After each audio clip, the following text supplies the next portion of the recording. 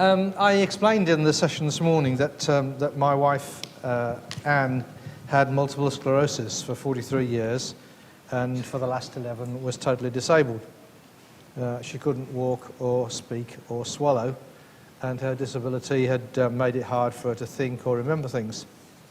And I said then that it made me reflect on what it means to be human. So when I lecture on Genesis in the seminary and discuss what it means to be made in God's image, which Darren mentioned, I fell into discussing what Anne's being made in God's image tells us about God's image. In a way, it's a kind of... I have mixed feelings about whether I should be doing this for the following reason. The expression image of God is an expression that people use a lot, and they tend to make it mean whatever they want to mean. So if you want to stress that we are reasoning beings, you say, well, that's part of being made in God's image. Or if you want to stress we're moral beings, you say it's because we're made in God's image. Or if you want to stress our spiritual nature or our capacity to relate to God, you say it's to do with being made in God's image.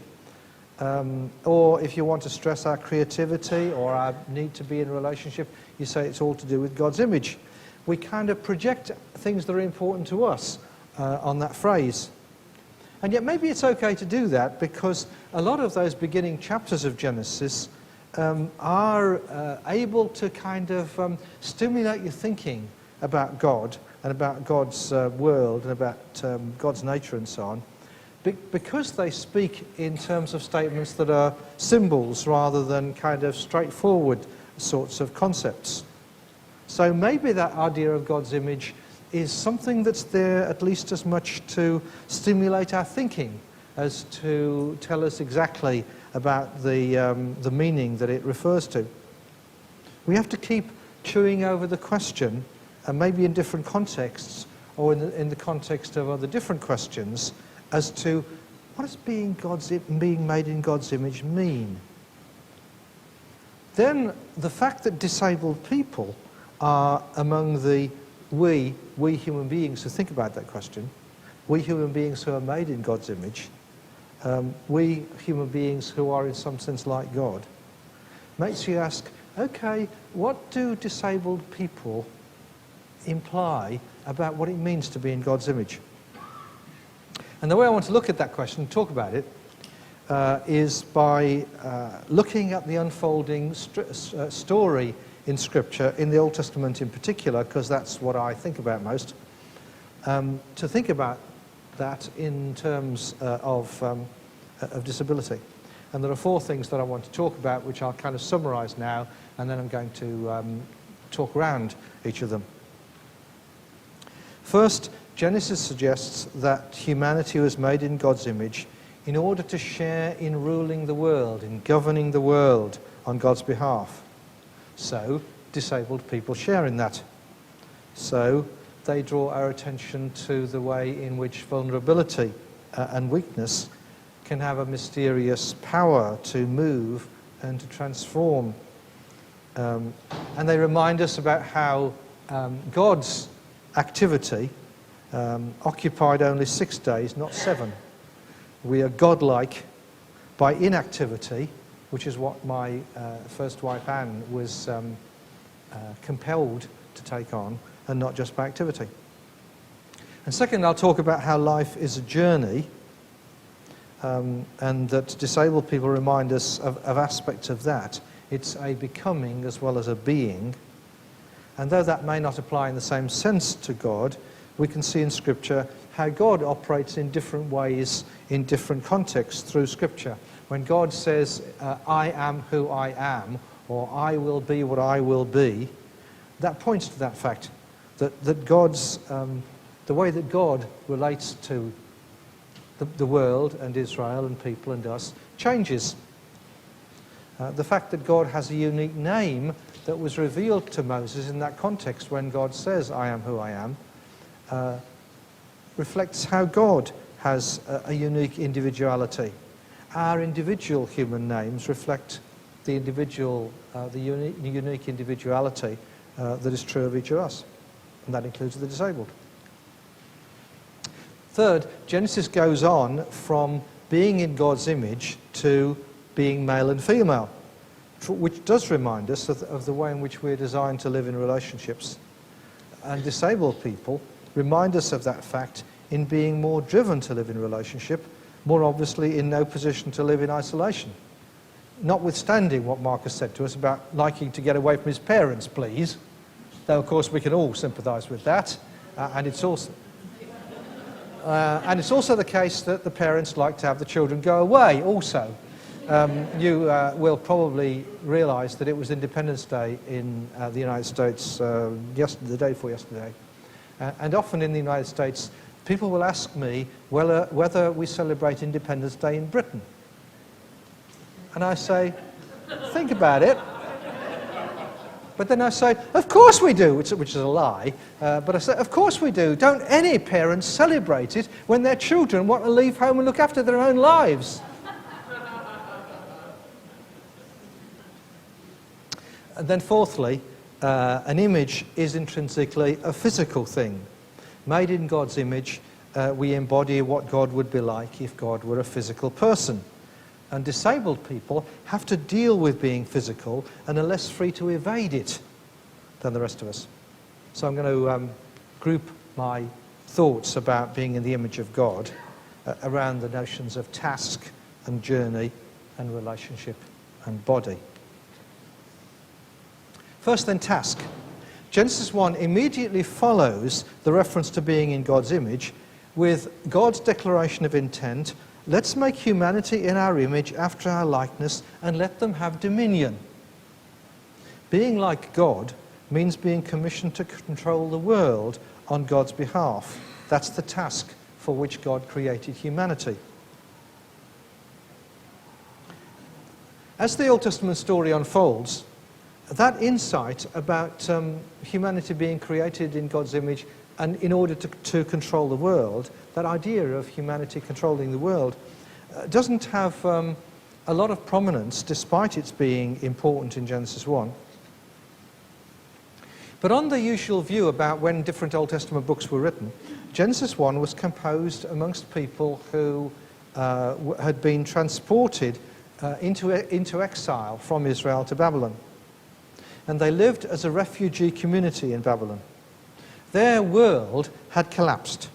They had no control of their lives and no control of their destinies. And the creation story in Genesis 1 is told in such a way as to proclaim a gospel to them. One aspect of the preaching of this gospel, as it were, in Genesis 1, is that against all appearances, God intends them to share in the control of the world and of life that God intended for all humanity. The fact that they are deprived of control of their lives and are controlled by other people isn't the last word, because it belies, it contrasts with the Creator's vision for human beings. Being human has as an integral part of it the exercise of responsibility and stewardship, and thus of authority and power. Now, if that's true about being human, then presumably that's true about disabled people. First, it implies that the abled, I don't like the word normal either, and I sometimes use the non-existent word abled as a kind of alternative.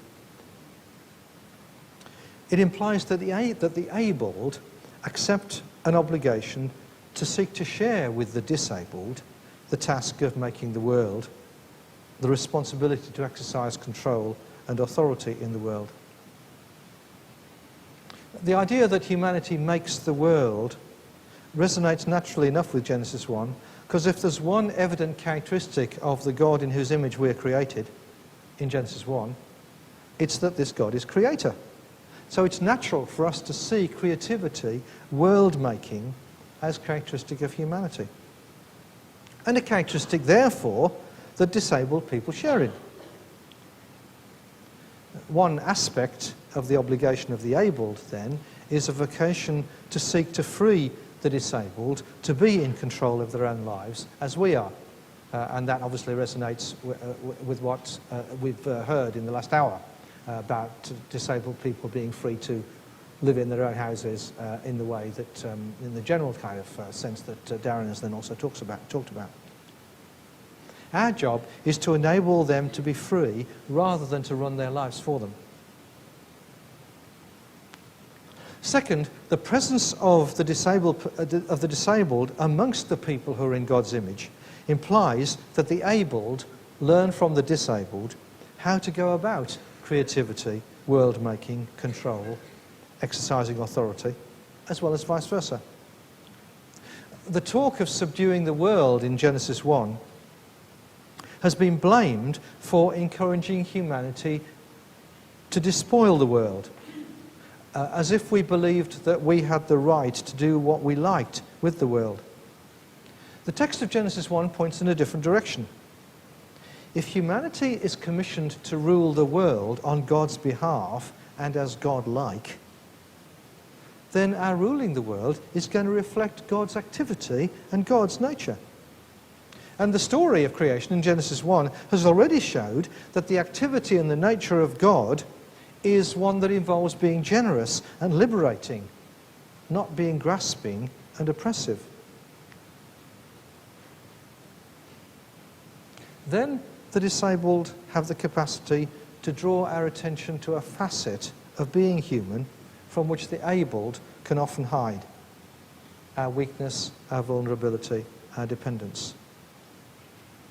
It's only in the modern world that we have exploited the world on the gargantuan scale that threatens the Earth's survival. And that implies that the key factor in our exploiting the Earth wasn't simply the text of Genesis written 2,500 years ago. The key factor is more the way in which, in the modern world, we think of humanity as omnipotent, as in the image of God, whom we've already re-imaged as having as a key characteristic being omnipotent. The disabled don't look omnipotent. They're characterised by vulnerability and a capacity to call forth love. So they embody aspects of being human that reflects aspects of the being of God, aspects that humanity is called to image in the way we control, run the world. The disabled embody the fact that there's sometimes a mysterious power in poverty and vulnerability and weakness, a power to move and a power to transform. This humanity that is called, we human beings who are called to rule the world on God's behalf, as people who are God-like, are people who are insufficient for the demands that life places upon us. And people who need to own that fact if we're to rule the world in a way that's not ruined by it. We are used to thinking of being a Christian as something that depends upon trust. We're justified by faith. That's absolutely right. But it's not just being a Christian that depends on trust. Being human depends on trust. As human beings, we live by faith, by depending on something outside ourselves. It's either going to be on God or on an idol. The disabled, even if they're not Christians, the disabled even in their everyday lives, embody that fact about being human, that we live by faith, by trust. We can't be self-sufficient in relation to other human beings or in relation to God. Disabled people show the rest of the world that that's the case. And the last thing about that notion of task that I want to talk about is that the disabled draw our attention to the fact that the attempt to exercise control, the activity of creation, occupies 6 days, but not 7. And it doesn't bring about the ultimate climax of the story of creation. The climax of the story of creation lies in rest from activity. Now, many people who are disabled are only too keen to be more involved in doing, and I'm not disputing that or questioning it. I start from my relationship with a woman whose life was one of gradually and gradually more and more losing control and not being able to do things. And she was somebody who had to accept rest from activity. But then disabled people give us the opportunity to prove, as I mentioned this morning, how only people who live more slowly get more out of life. They invite us to a patient, living attentiveness that replaces decisiveness and competitiveness. I'm a guy who wants to do it now. Kathleen and I have not exactly arguments about some of this, but sort of sometimes she says, oh, we ought to do this, and she means we ought to do it sometime, and I'm off and I'm doing it, just like that.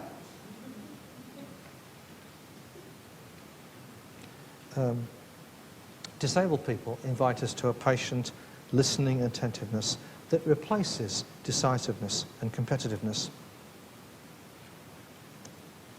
The first time I tried to think this through was in connection with a conference that of theologians, well, actually a meeting together of theologians and disabled people that Jean Vanier called where he started off his communities north of Paris. And he has talked about how patient listening attentiveness that replaces decisiveness and competitiveness offers us transformation. Disabled people invite us into the play and the spontaneity and the impulse that are part of being human. Doesn't Mike do that? On the sixth day, then, humanity is created in the image of God, the worker, the creator. On the seventh day, God stops. And God thus suggests another aspect of being God that the image of God will reflect. If disabled people need to be freed to take a share in the stewardship of the world that is involved in creativity in the image of God, the worker, the converse is that disabled people, at least people like my wife Anne, is that they already model for us the possibility of being human and godlike by inactivity and not only by activity. If their disability compels them to live lives that are less active and more like a Sabbath without a week's work. Now, I don't know whether your culture is as workaholic as 24/7 as the culture in California is. My opinion is that in the culture in California that's like that, disabled people, when we think about disabled people's contribution to church life, paradoxically, it's precisely by not being able to do things that they make a contribution, at least as much as by being able to do things. Task. The second word that I frame my thinking around in talking about the image of God is the word journey. In filling out the identity of God in whose image we are made, in the story that follows on in the Old Testament, from the story of creation into the story of Israel, a key point is when God appears to Moses, and Moses asks who God is, and Moses is told, I am who I am, and that God's name is Yahweh. When we call somebody by name, we indicate that we recognize them as a person. The name encapsulates the mysterious, treasured individuality of the person. Now, that statement in Exodus, I am who I am, is as enigmatic in its way as the phrase in God's image.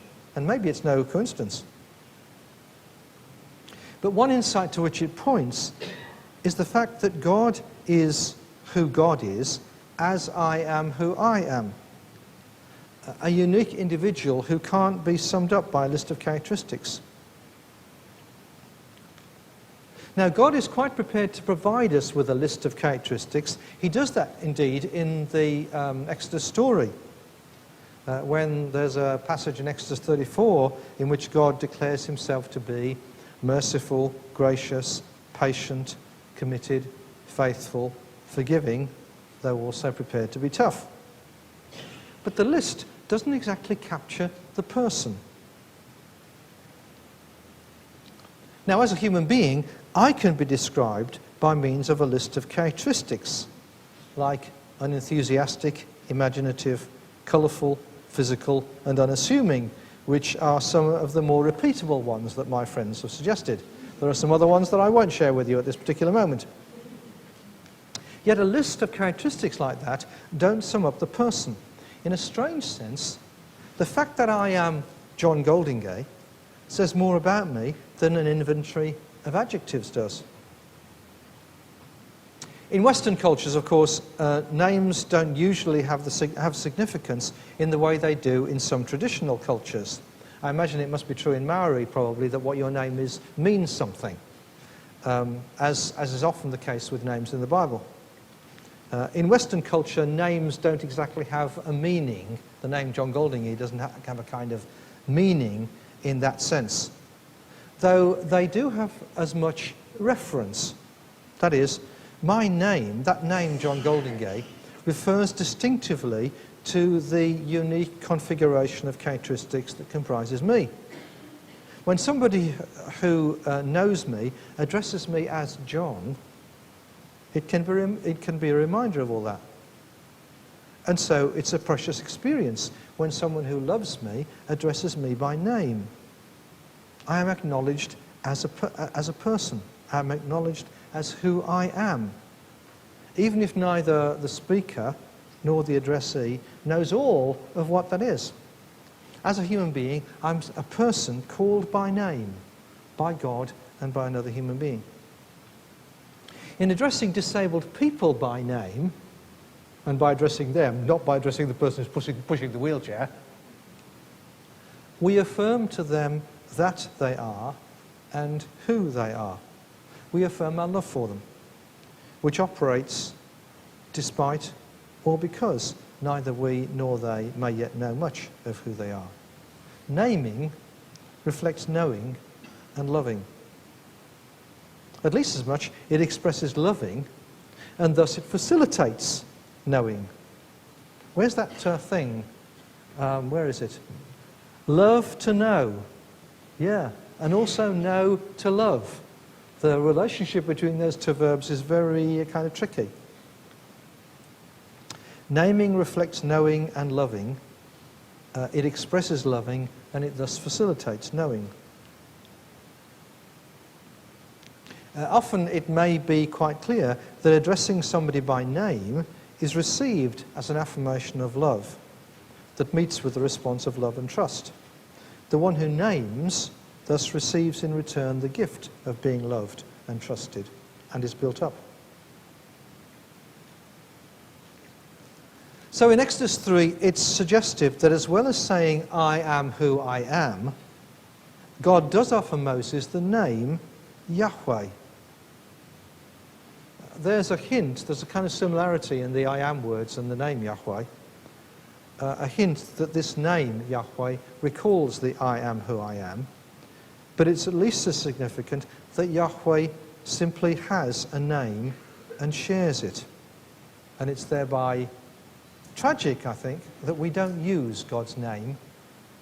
You may be familiar with the version of that name, Jehovah, but probably the original way of pronouncing it is as Yahweh. But we're not even sure about that, because God said, oh, I'll tell you my name and you can address me by name. And eventually people said, oh, no thanks. Imagine if you didn't use the name Jesus. How important is the name Jesus to us? God had already shared with us the name Yahweh, and we decided not to address it, and to replace it by the word Lord, which makes God kind of more distant than knowing God's personal name does. God's having a name draws attention to a unique individuality, which is an aspect, then, of the one whom humanity images. God's I am who I am points to God's freedom. I can be what I feel like being. I can do what I feel like doing. Or to be more something or other, I'll be whatever you need me to be, is part of what I will be what I will be implies. God can be whatever God wishes or needs to be. In that context, that phrase also hints at a key feature of the way in which that freedom is exercised. God promises to Moses, I am. A promise about God's being one who will always be there, always be needed, always be there when he's needed and when a crisis comes. God saying, I am who I am, isn't a statement about abstract being. It's a statement about a consistent but changing presence. Who God is emerges in contexts where God is needed, contexts where other people are in need, and God gives expression to something that previously might have been unexpressed. God might not have said that before or been like that before, but from the depths of God's mystery, God can say, do, be something different for when that's what God's people need. For God and for human beings, freedom consists in part of possibilities that are not yet actualized, haven't yet become real. For God, those become real in contexts as we need them. For us as human beings, what we are comes to be actualized in different contexts. Now, freedom and the reality of possibilities that haven't yet become actual from within us is another aspect of being God's image that the disabled may have spectacular opportunity to enter into. That point may emerge in its own way from the story of Adam and Eve in Genesis 2, to go back into Genesis. When Adam and Eve are created, they're not made perfect in the sense of being mature. Of course they are not sinless when they're created, but that doesn't mean they're perfect in the sense of complete and mature yet. They're more like children, really. Maturity is the destiny or the goal that God wants to take them towards. The subsequent Bible story shows how one thing that humanity is not godlike. However we understand that term. Godlikeness remains the destiny of humanity. When Darren was sharing his vision at the end of what he said just now, that's a destiny. What a huge goal Darren set before us just now. Becoming human, the church will become human when it's like that. The community, society will become human when it's like that. Being human is the goal of our journey. Paradoxically, one of the things that makes us human now is our being on the way towards being human.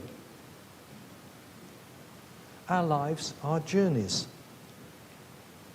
The disabled point to that reality in themselves, and they also make it possible in others. Now, when I was 20 or 25,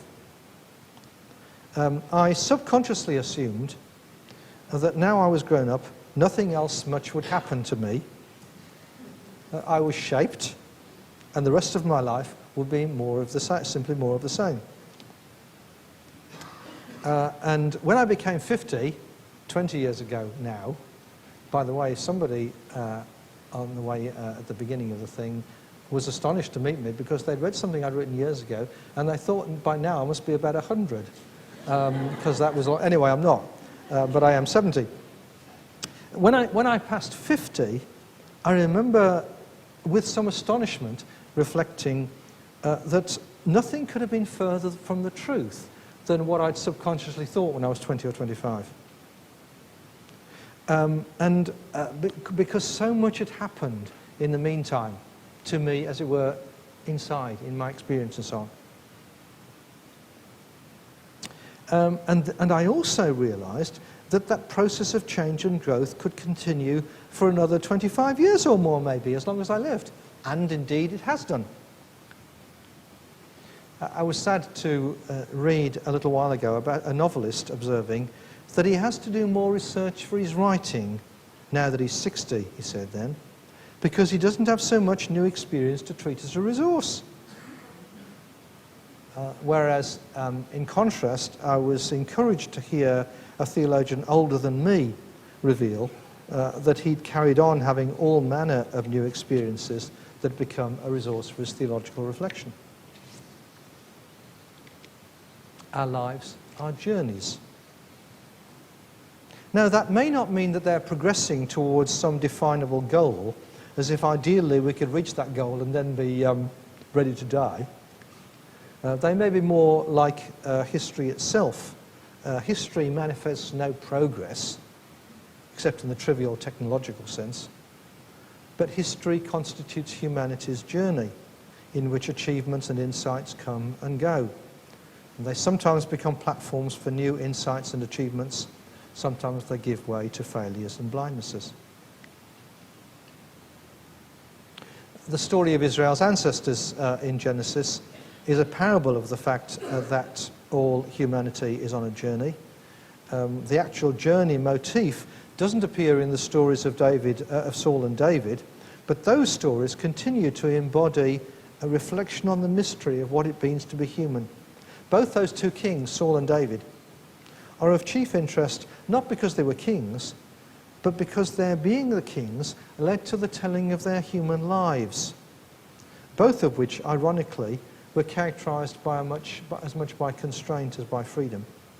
Constraints from outside, in the case of Saul, who is pulled this way and that by God and can't understand what it's all about, and constraints from inside, in the case of David, who is pulled this way and that by the inner personality and the weaknesses that can't be understood. Their lives, you can see when you read those stories, are journeys. And if our lives are journeys, then our reflection on them will naturally take narrative form, will come in the form of a story, as it does in the stories of David and Solomon. Of Saul and David. We have to tell our stories. And that's true for disabled people. The difficulty is that they may have difficulty telling their story. Jean Vanier describes one of the first disabled people he lived with, a man who had not been told that his mother had died.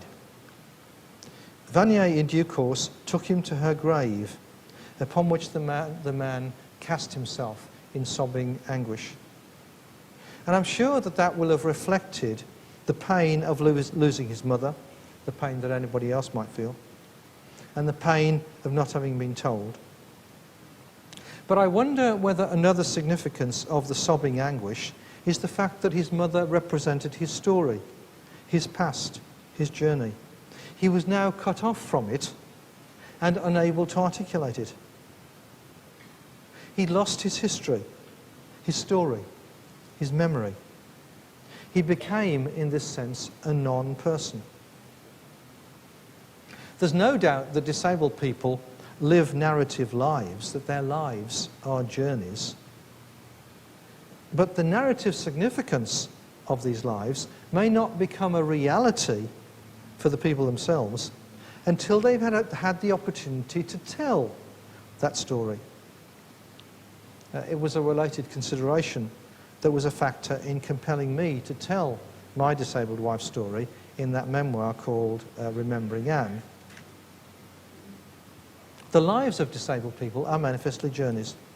They illustrate how part of the mystery of being a human being is that it's not static and unchanging.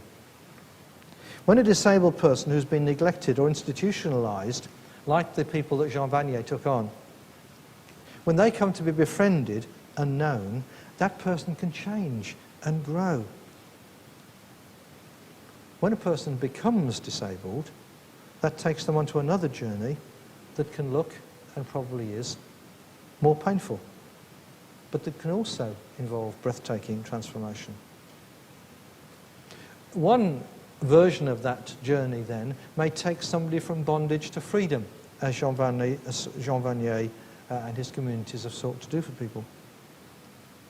The second version of that journey may look as if people are on the way from freedom to bondage, but they may be able to take control of or to own their changing humanity in a way that makes it a new form of freedom.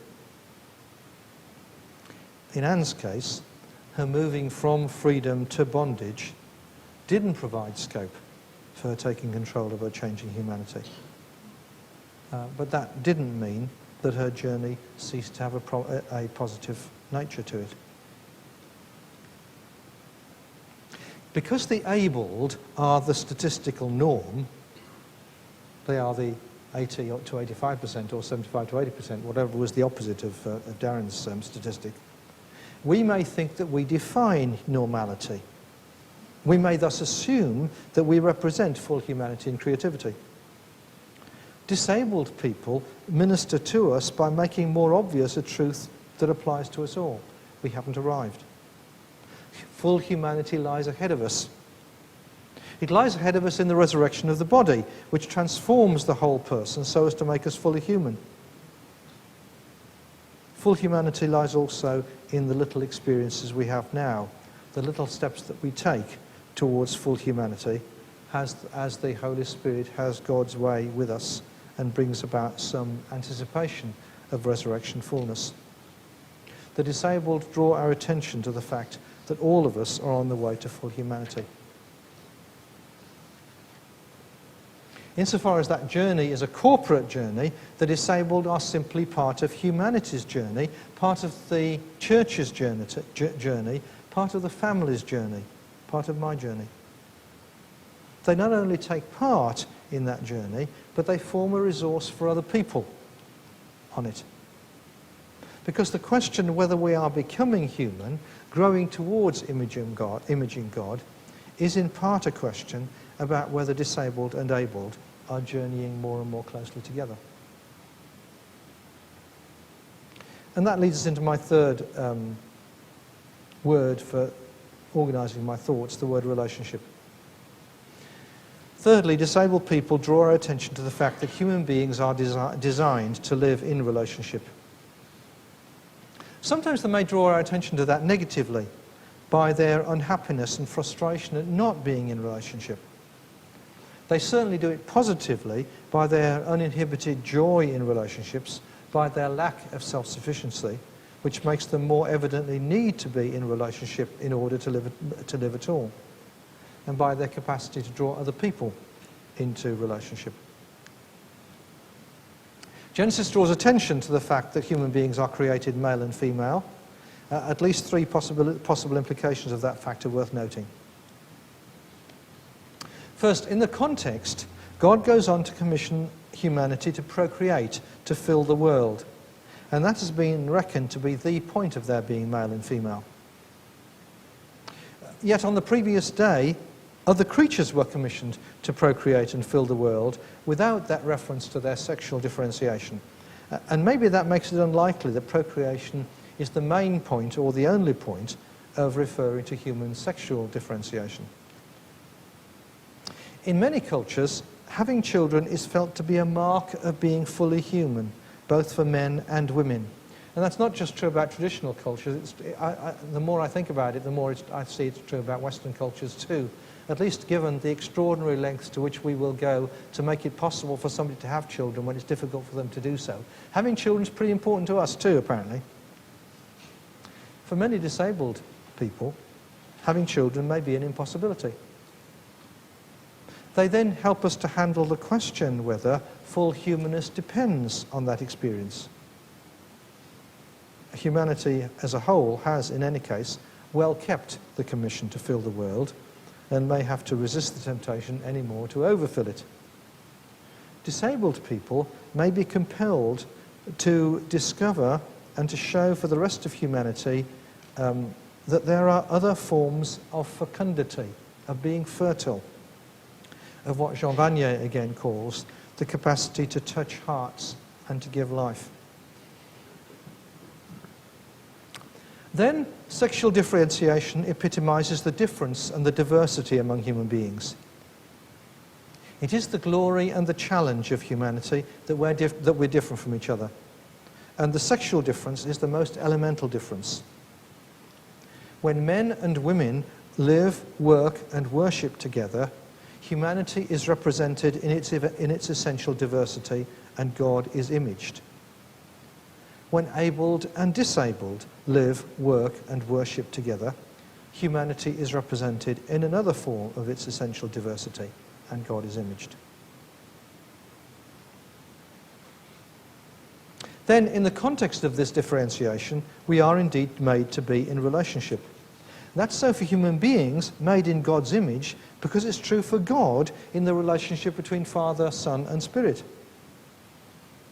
God is love in the sense that the Father is love, and reveals the fact by realizing, by making real, making actual, the threefold divine being. God issues in Son and Spirit. Each of the three unique, but realizing their uniqueness in relationship, not in egocentrism. Becoming like God, then, and thus being human, involves our having that kind of interpersonal life. Will and reason and self-understanding and moral instinct are all important aspects of being human. But it's now commonplace to point out how in Western thinking and attitudes we overemphasize the inner working of the individual.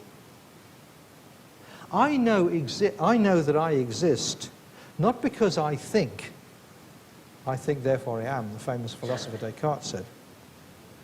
No, I know that I exist not because I think, but because I am loved and I love. Conversely, fear threatens existence. If my reaching out to somebody else meets rebuff, my existence is threatened in an absolute fashion. And the talk about the experience at the mall earlier this afternoon illustrates something of that dynamic. A person's real identity is realized only in relationships. God's being involves a being with. I am with you, God says. It's of the essence of the triune God that it's metaphysically impossible for God to be without being in relationship, because that's involved in God being three. The same is true of human beings made in God's image. It's not that we first exist and then we come to relate to other people. Our humanity becomes actual not by means of individualistic acts of choice, but only in encounters with other people, in acts of love and trust, in the context of relationships of understanding and shared life. Who God is and who we are emerges in relationships. That's hinted in when God says, I will be with you. It's nearer to being explicit when God describes himself as the God of Abraham, the God of Isaac, and the God of Jacob. Those are words that Jesus picks up and throws them at some smart aleck theologians who produce clever arguments for questioning the possibility of the resurrection. Jesus says to them, how could there not be resurrection when God is the God of Abraham, the God of Isaac, and the God of Jacob? He adds to that, God is not God of the dead, but of the living. The implication being, if God became the God of Abraham, well, when God enters into a relationship with somebody, that infuses them with a life that can't simply expire. The relationship can't have died if it was real. It's a really clever piece of theology by Jesus. Well, what would you expect, really? But the clever piece of theology that Jesus gives there is in keeping with that phrase in Exodus. God being identified with relationships and involvements and commitments to Abraham and Isaac and Jacob. The being of people made in God's image is then identified in relationships and involvements and commitments. Disabled people and our relationships with them draw our attention to that fact. They themselves enter into a fuller humanity in relationships, and they call us to the same destiny in our relationships with them. That reality needs to be expressed, though, in terms of living in community as well as living in relationship one-on-one, of individual relationships, because the two of these are not the same. I live in relationships as an individual. Being in community takes the matter further.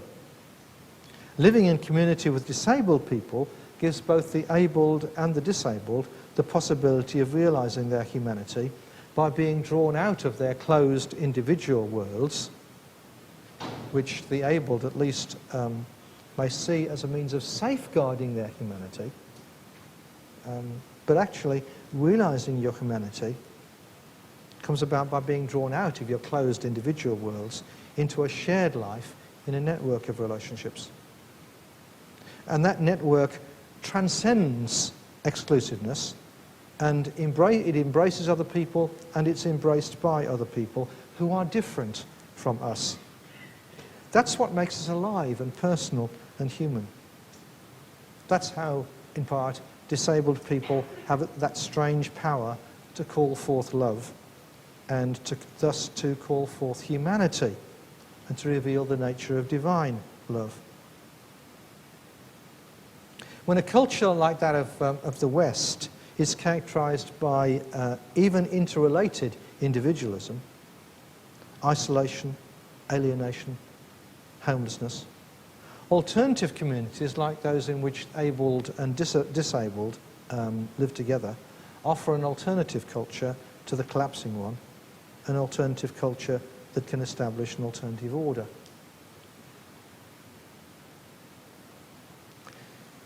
It's naturally been customary to find differentiation in relationship expressed in marriage, but disabled people are statistically less likely to marry and are among the groups of human beings who draw our attention to the fact that marriage is only one illustration of humanity's destiny to live in relationship.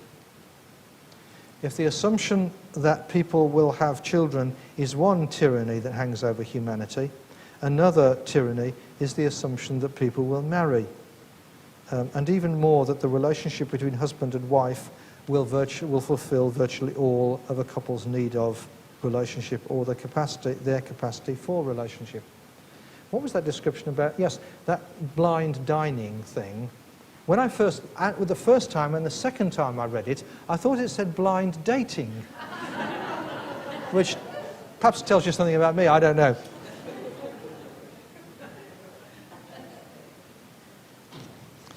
A couple have the capacity and the need for other forms of love and friendship than the one they have with each other. The disabled remind us and illustrate for us the possibility, the need for other forms of relationships of love and friendship. And more specifically, if disabled people are not involved in full sexual relationships, then they help to relativize the importance of sexual relationships for us. And of course, again, in Western culture, we think sexual relationships are the most important. Well, of course, remember, I come from Los Angeles. Sex is the only thing that matters, really. There are other forms of loving friendship than that. On a gloomy day, I'm inclined to reflect that in some Western cultures, at least, it seems that men don't want to be in relationships with women, and women want to be in relationships only with other women. There are reasons for both those phenomena. The disabled remind us of the point that Genesis 1 hints at, that some of the most fruitful relationships involve differentiation. It can seem easier for men to relate to other men, or at least for women to relate to other women, for like to relate to like, for abled to relate to abled and avoid disabled, and in some ways perhaps for disabled to relate to disabled. When Anne went for a while to a disabled day centre, I was struck by the sense of community and relationship there, based in part on what people have in common. Now, eventually I discovered that she thought she was being sent to this disabled day centre as some kind of punishment. And so she stopped going. The differently abled political correctness at least invites us to see that abled and disabled are human beings who need to be in relationship with each other in order to realize more of their full humanity in differentiation. Fourthly, body. Being human is an intrinsically bodily matter. Disabled people draw attention to this paradoxically because they have to battle with being bodily in ways that other people don't. And that continually reminds them and us of their bodiliness. Now, the last thing that people have usually wanted to emphasize in connection with being in God's image is the bodily nature of humanity. And that's odd, really, because it's intrinsic to the idea of an image that it's physical. An image of God is a statue that you can see. And if we are to suggest that the idea of the image of God has a specific meaning back in Genesis 1, then what's likely is that what it means is that humanity is created in such a way as to be a visible image of the invisible God that can thus represent God in the world. And I've noticed that discussion of God's image has often focused on human characteristics like rationality or morality or spirituality. And if discussion about God's image referred to bodiliness, it only did so in order to affirm that, of course, God's likeness to God does not lie in bodiliness because God is spirit. Yet, an image is usually a physical thing. And a natural way to understand human beings being in God's image is to see that as signifying that we are the appropriate physical beings to represent God in the physical world. The commission to rule the world draws our attention to an ongoing feature of the story of humanity and the people of God, that it's lived in the world, which is what bodiliness makes possible. Now, the statement that human beings are made in God's image stands at the very beginning of the story that's told through Old and New Testaments, and it interprets that story, and it's also interpreted by it. It's as if during the Bible story we're invited to keep reflecting, now you need to know that this is so because human beings are made in God's image. And the incarnation of Christ is a key point at which that invitation is issued. If human beings were made in God's image, then God has no logical difficulty about becoming a human being, because human beings were created in the beginning as just the kind of physical beings that God would be if God were a physical being. It would have been harder for God to become a kangaroo.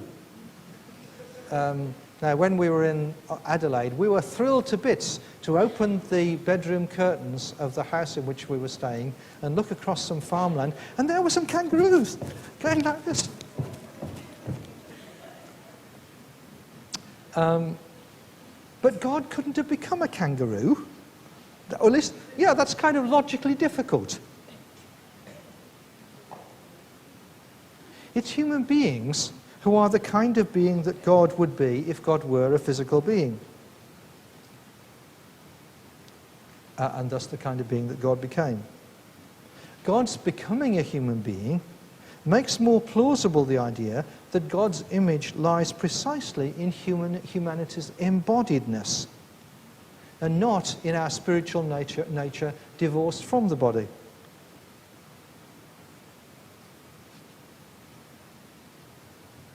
As well as providing something of the explanation of what happens as the story unfolds, the fact that humanity is made in God's image is explained and given content by that story.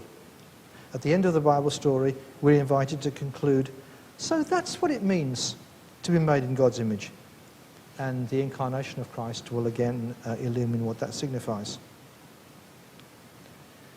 It's been said that human freedom is not the ability to make a decision and take action, but the capacity to embrace incapacity, the capacity to turn weakness into strength by realizing power in weakness. Disabled people have forced upon them the opportunity to find the freedom that comes from embracing incapacity. And insofar as they do so, they embody for the rest of humanity that aspect of being human that we may not have forced upon us, and may avoid. In denying capacity, we too may find freedom and capacity. We can again consider an insight from that moment when God appears to Moses and makes a commitment to Israel. Here are the Israelites who are a weak people. They're bound and they're frustrated. They're groaning and they're crying in bondage in Egypt. And initially, God does nothing to alleviate their weakness, except tell them to go and confront Pharaoh. Perhaps that's the way in which they're going to find freedom, and thus realize the image of God before they actually leave Egypt, embracing their weakness and turning their weakness into strength by confronting Pharaoh. In turn, the incarnation leads to the cross and the disabling of God, which shows the way to a distinctive kind of perfection or maturity that's more explicitly related to vulnerability and weakness. Back at the beginning of the scriptural story, once humanity is outside the Garden of Eden, there's reference to sex and parenthood and work. And then one of the things that Adam and Eve's children do is pray.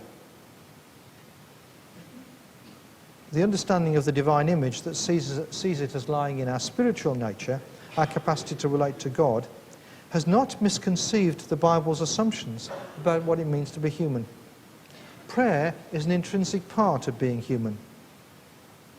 Even when people have transgressed God's limits and found themselves thrown out of God's garden, they can still pray. Disabled people may remind us that worship and prayer are not spiritual in such a way as not to be physical and bodily.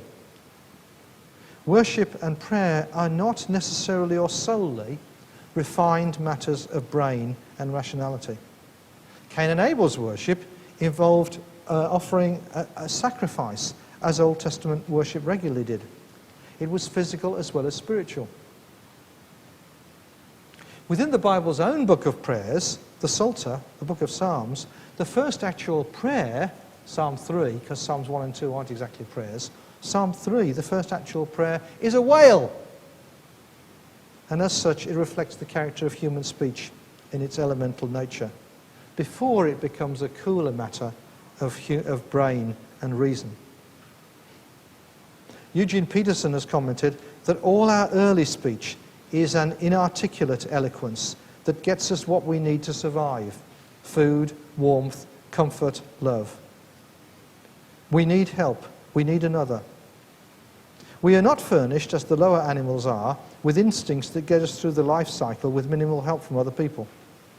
We are unfinished creatures requiring complex and extensive assistance in every part of our being, and language is the means for getting it. Disabled adults are real adults, but they draw attention to an intrinsic feature of humanity that in adulthood we can evade as we cannot in childhood. We are not designed to be self-sufficient. We begin in frailty and dependence, and we end there. The disabled remind us of our ongoing frailty, which maturity enables us to hide from. They may unselfconsciously draw attention to hopes and fears and longings that belong to all humanity, to the loss of the past, to fears of nothingness, to longings for completeness, to agonizings and yearnings, to alienation from oneself, specifically from our bodies, from other people, from society, from the world, from God, to frustration, deprivation, and loss. And precisely in drawing attention to those, make other people back off because they don't want to face those. They may also draw attention to trustings and self-loves that can be relaxed and confident and laid back, in spite of the insecurity of the present, which they are less free to evade, and by striving for false securities. The mention of language might at first seem further to disable those disabled who may lack language. By virtue of not lacking bodies, indeed by being more focused on bodies, the disabled do not generally lack body language. They may lack much language with content, language in words, but they don't lack that elemental bodily language of relationship, such as all human beings use before they have words. The language of plea and protest, and love and hope and gratitude and recognition, which adults surrender to their own loss. The disabled enable the rest of us, in other words, to lament and to praise. As the gift of speaking in tongues enables the tongues of speechless people to find expression, so if they scream, the severely disabled voice the scream of humanity. Eventually, I've said Anne became virtually lacking in any means of consciously signifying anything by words or body language. I didn't know for sure whether even the occasional raising of an eyebrow was simply involuntary. And yet that also draws attention to a contrasting fact, that somehow in her total incapacity she communicated something to which people responded. Disabled people draw our attention to human beings' ambivalent relationship to their bodies. Our bodies are neither the shell within which the true person is found, nor are they the precise embodiment of the person. Disabled people help us to avoid the universal tendency to take too grand a view of humanity by so exaggerating spirituality and rationality that we forget the material part of us. It's through the body that we experience sensation and emotion and desire and relationships. Disabled people teach us to laugh and they teach us to cry. When we laugh or cry or make love or give birth, we have to surrender our bodies, to surrender control of ourselves to them. Disabled people illustrate sharply this aspect of normal human experience that we may fear and avoid, and thereby reduce ourselves to less than human. Our ambivalent relationship with our bodies as human beings means we have to let them have their way if we are to be fully human. The lack of spoken language is a terrible deprivation. It's one of the most terrible of deprivations, and one that may threaten the humanity of the disabled person more than a physical handicap. And that's not just because it inhibits communication, but it's also because it inhibits thought and reflection. Because possessing language plays a key role in making it possible for you to think. The lack of language inhibits self-awareness and identity. Now, in a narrow sense, that may be just the perspective of an intellectual like me. But we also live in the context of a broader contemporary awareness that if you haven't told the story, you haven't really had the experience. So disabled people, like women whose story has not been told, may not have had the experience.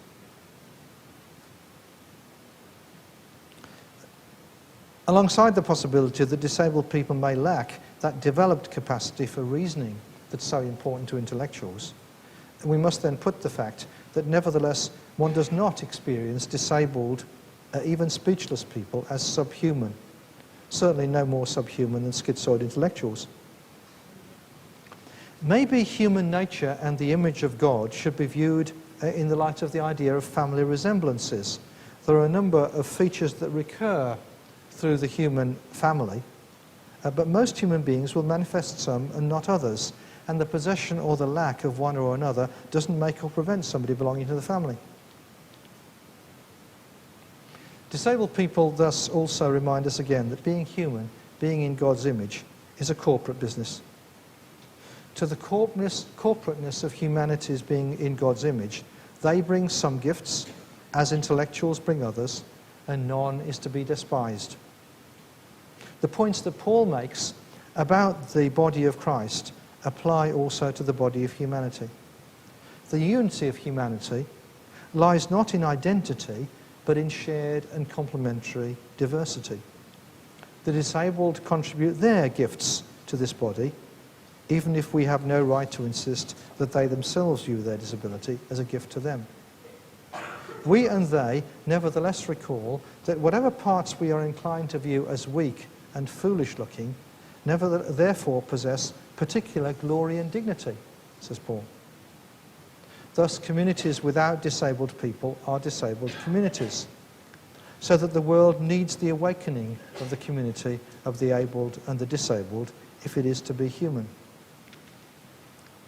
It's important for the sake of the disabled themselves that we are wary of talk of common human experience, which excludes their uncommon human experience. But in addition, when the church or the world marginalises disabled people, it disables and dehumanises itself. It's an aspect of the glory and the challenge of humanity that we are different from each other. If the diversity within humanity reflects our being made in God's image, it reflects the diversity within God, the diversity encapsulated in God's being Father, Son and Holy Spirit. Disabled people contribute to that diversity of humanity. They model other ways of being human than the way of the abled. And so it's when the abled and the disabled live and work and worship together that humanity is represented in its fullness and God is imaged.